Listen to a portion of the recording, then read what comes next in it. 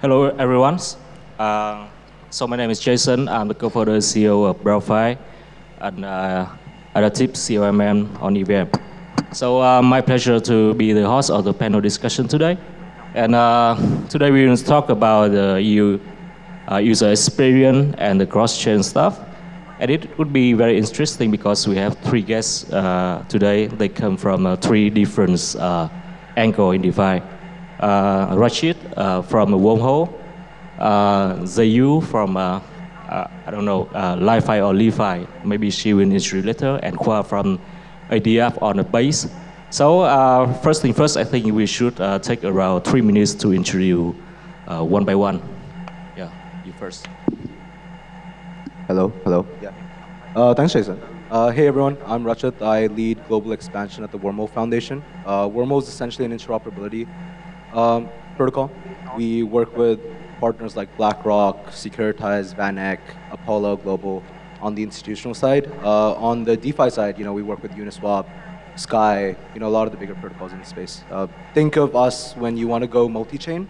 Yeah, Wormhole's right up there. Hello. Hi everyone, I'm from LI.FI, Jiayu from LI.FI. So actually I want to make a joke about our company name because every time when I go around, they will say how to pronounce your company's name. It's LI.FI or LI.FI or LI.FI because I go around in China a lot, so they will spell it out even for me. Yes, so our company has a name that's very difficult to pronounce, but I will make sure that everybody today will try to remember it because LI.FI is a shortened version for linked finance. Linked finance, that's why it's called LI.FI. And yes, it's confusing, but maybe it's also will be sticking around to your memory because you were trying to remember it. So enough about the name, and LI.FI is, I think, one of the top player in the cross-chain finance, and we dominate 40% of the cross-chain volume. Like every month we process billions of volume, and that's why we are very excited to join the discussion today about multi-chain, about interoperability. Thank you guys. Hello everyone, my name is Khoa. I'm the co-founder of BSX. So BSX is the first and the leading prop DEX on Base. Yeah, so we are backed by the commerce venture team, and then yeah, previously I spent 6 years at Coinbase. So yeah. Yeah. Okay, thank you. So in the panel discussion today, so I will raise the questions, and you guys, if you have any insightful things and you want to share, so feel free to make the call. Okay. Okay, so the first one is about chain abstraction and liquidity unifications. So as you know that right now we have around more than 100 chains, and more chains will come in the futures, and it leads to a challenge that liquidity would be very fragmented, and as a user, they need to choose which chains that they should provide liquidity or should interact to.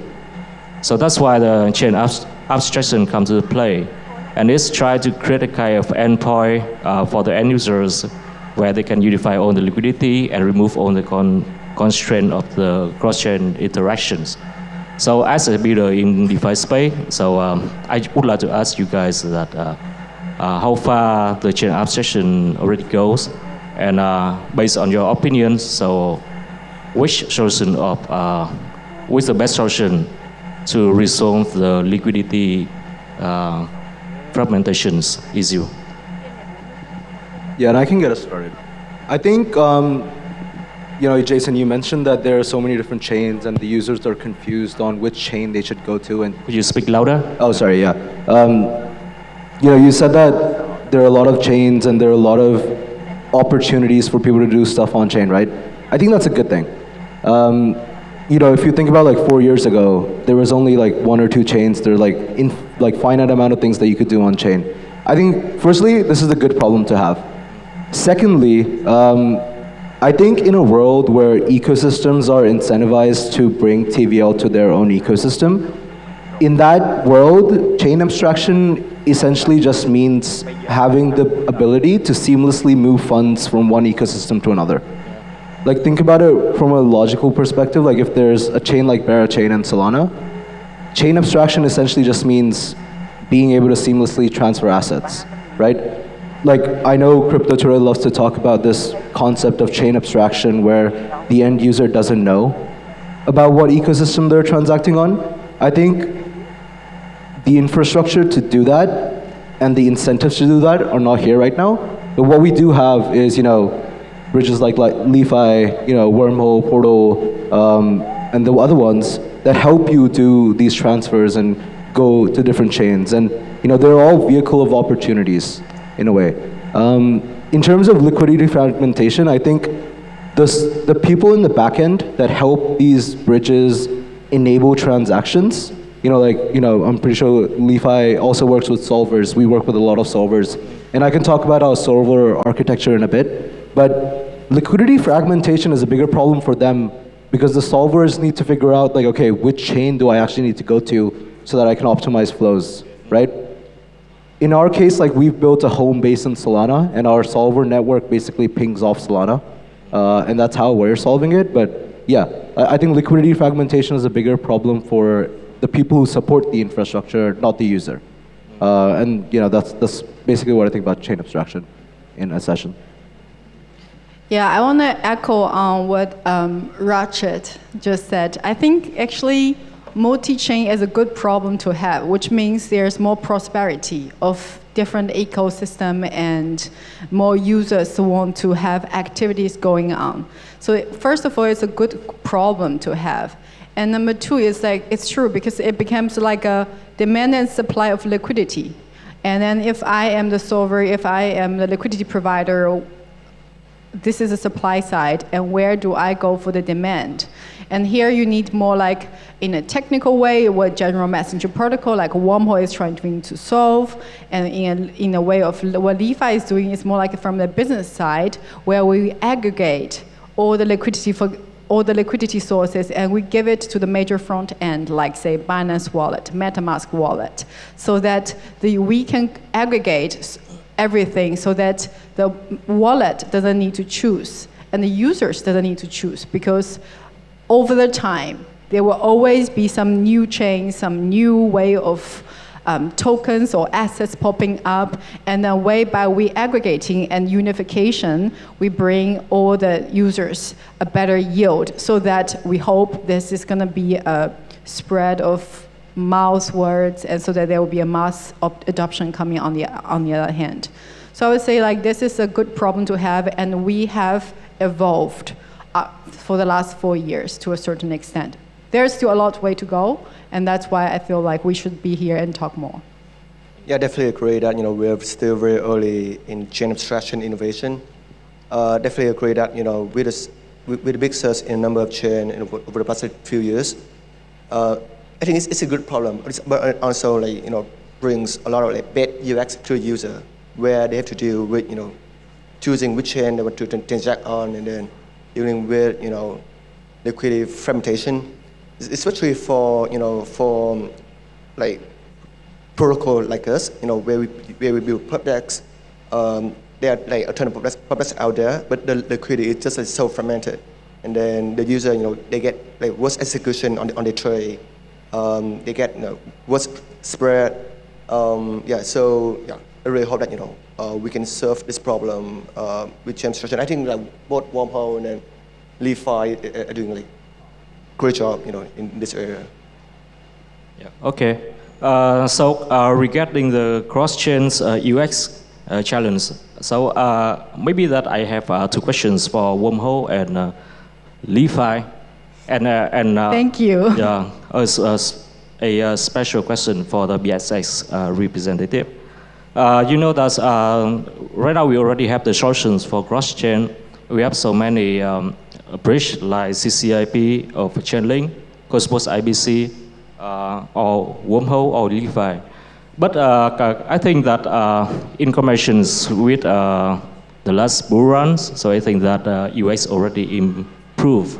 But there are some issues still remain. For example,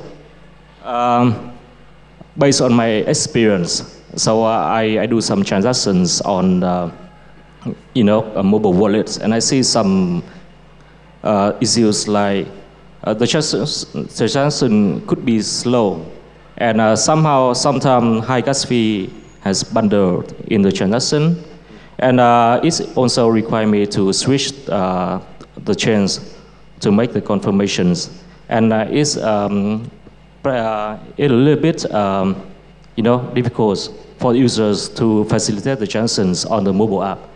So the questions for LI.FI and Wormhole is that because you are building a leading platform to serve the end users, I would say so that. What technology and how the LI.FI or Wormhole solve this issue?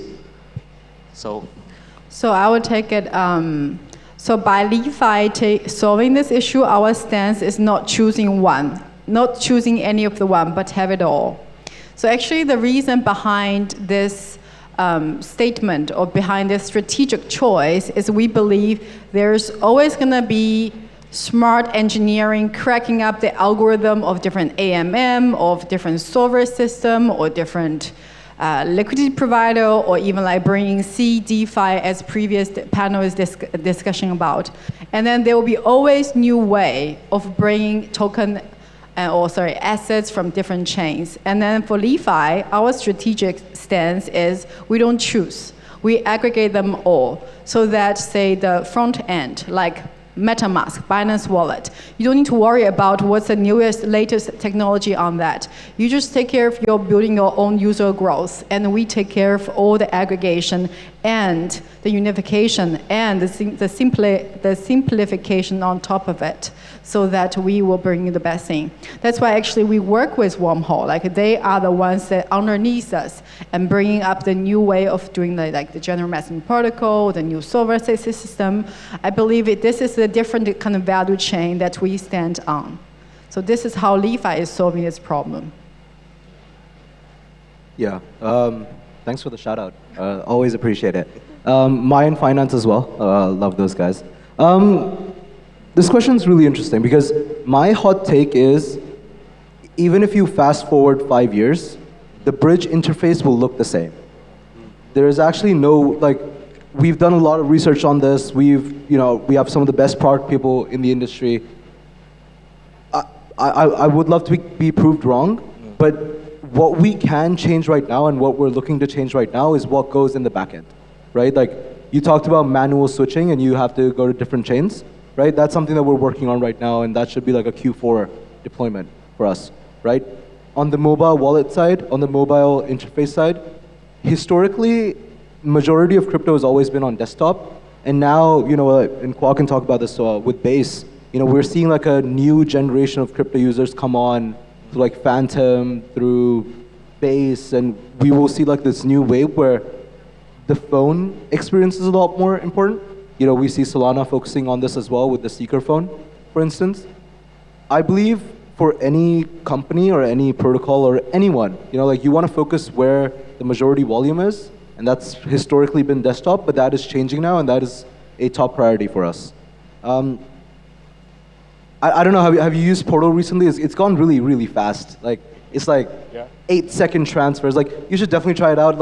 I know back in the day, 2 or 3 years ago, it was really slow, and that was the case with most bridges, but now with intent-based bridging, it's gone really fast. So we're actively changing what we can change, but in terms of the UX, I actually think that the bridge will look the same. Because if you look at Uniswap interface hasn't changed since inception, right? It's still the asset swap.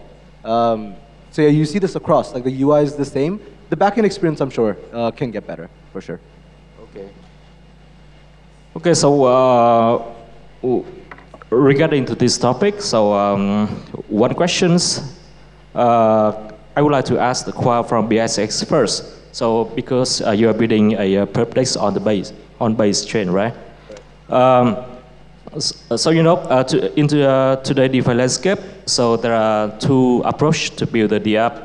The first one is that someone would like to build kind of a killer app, and they choose one chain to go to market. And when it achieves the product market fit, this DApp will expand to the other chains. That's the approach of well-established protocols like Uniswap, Aave, or Pando are doing right now. And the second one is that the builders will choose a specific chains to build. And most of the time, it should have kind of support and foundations. And they will become kind of native DApp on that chain, and they will be dedicated to the chain. So my question is that as a builder of DApp, do you see any pros and cons of two approach? And then one more question is that if you want to go cross, like if you want to serve the liquidity or the long or short service to the users of other chains, so which solution that you should choose? Yeah, sure. Yeah, good question. So I think that, as a builder, we of course want to make our DApp, accessible by as many people as possible. However, when you build an exchange, liquidity is what matters the most. Then, one thing about building pub is that if you have it spread over multi-chain, the liquidity will be very fragmented. So we want to focus on one chain and make it make the order book super liquid, so that the user get the best execution on their trade. I think that maybe I think in the near future, when we have more innovation on the chain, on the interoperability, messaging between chains, I think that we want to be able to tap into all the chains as well, but keeping the same liquidity as one pool. And I think that if we're able to do that, I think the pros of that is that we'll be able to tap into other protocol and then improve the composability of the app itself. So that let's say you can trade on this X and use that liquidity to borrow and lend on some other lending protocol at some other chain. But I think that right now, I think the technology is not there yet. So I really hope that it happens. Thank you. So I want to add on to this, sure. Comment on this. I think for developers to start with, they always need to choose between the addressable market versus how much the ecosystem crowd native support you want to get. And no matter what you choose, at the end, you will go multi-chain because you will always be driven by this growth, right? And then that's why I feel like so either even if you can, as a developer, you can choose to start with a native dApp on the ecosystem, but you always have to, as you say, the composability of multi-chain always built in at the start so that you don't choke yourself later on. Exactly, yeah. Yeah, and because I feel like I've been in the space kind of since 2016, 2017, and I see so many chains come and go. And then I believe there will be new chains that come and go. Or later on, chains is going to be even not something that we talk about anymore. It's going to be like I don't know, in the internet time or whatever you call it, TTCP, or these are the messaging thing probably nobody talk about anymore. And ecosystem is also almost like a countries. You want to be a multinational company. You want to navigate the whole addressable market. So I'm a strong believer, no matter what, you need to be multi-chain set up from the beginning, and then so that you can go multi-chain one day. And then but I do feel like here's my advertising time. If you want to go kind of a multi-chain, LI.FI, we provide this widget API. You can easily just plug in and help you, even though you are still only one chain in your assets, but users can onboard any token from any chain and deposit into the native token that you accept, yeah. So. I fundamentally disagree a little bit. I agree, hey, everyone should be multi-chain. I love multi-chain, Wormhole. But I believe if you're a stablecoin, then you should have a multi-chain strategy day one. And I've had this conversation with Avi and Khoa on the BSX side so many times. The only thing they need right now is for people to be able to bridge to base on their UI and take a trade. That's it. Base is supporting these guys immensely. For them to think about leaving Base right now without having a foundation or like a core set of users would probably be very difficult, and it's something that you probably don't want to fragment attention to. So if you're looking to build something, find an ecosystem that you appreciate. Find founders of that ecosystem that are willing to back you. Find an ecosystem where there are actually users so that you can test out what you're actually building. And then once you find product market fit and you're like, okay, this actually works, then you can go around and talk to different ecosystems, expand, go multi-chain. The tech is already here to do all of that. But as a builder, like if I was building, that's how I would think about it. On the flip side, if you're an institution or if you're a stablecoin issuer, you need to have a multi-chain strategy day one. You need to, launch on Ethereum, go to Solana. You have to do everything. And that's something that needs to be at the back of your mind. And this is something that we preach to every stablecoin issuer out there. We work with, it took us 5 or 6 months to work with BlackRock to decide the chains that they wanted to go to. And then that became like a template for all these other ecosystems or these other institutional partners to go to. So yeah, it is a tough job, but hey, that's what I'm here for. Li.FI is here for. Yeah. Yeah. So it's quite insightful advice. So you mean that there are two types of applications, right? The first one is like a protocol that facilitates the transaction, and the second one is about the kind of omni-access like stablecoin and etc. And they should go multi-chain on the day one. Yes, thank you. And yeah, so that's all the thing that we are trying to build here is try to make the DeFi to become mass adoptions. We all see that there is plenty of opportunity in DeFi, like they bring better yields for end users, and they provide kind of, permissionless access, and anyone from anywhere can access to financial service anytime. But I think that mainstream adoption is still quite limited.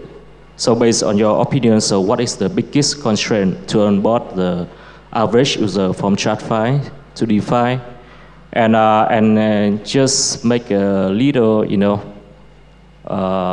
predictions about future. So what year that do you think that DeFi will go mass adoption? Yeah. So, and I think this will be the final question today. Yeah. Okay, I can start. I would say that I think DeFi has grown quite a bit over the past few years, and then especially this year, with regulation, become loosen up in the US. We see a lot of TradFi company, BlackRock and stuff, then JP Morgan. They're actually interested in tokenized things on the blockchain.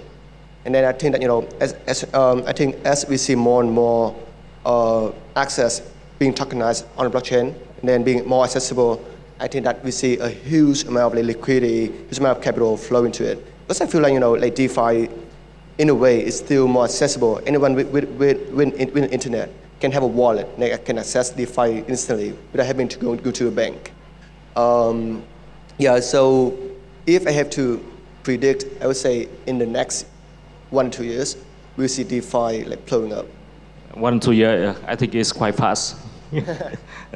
So yeah, other opinion? I feel like for institution and also a retail users, it's a little bit different challenges we're facing there. For institutions, definitely it's still about the regulations.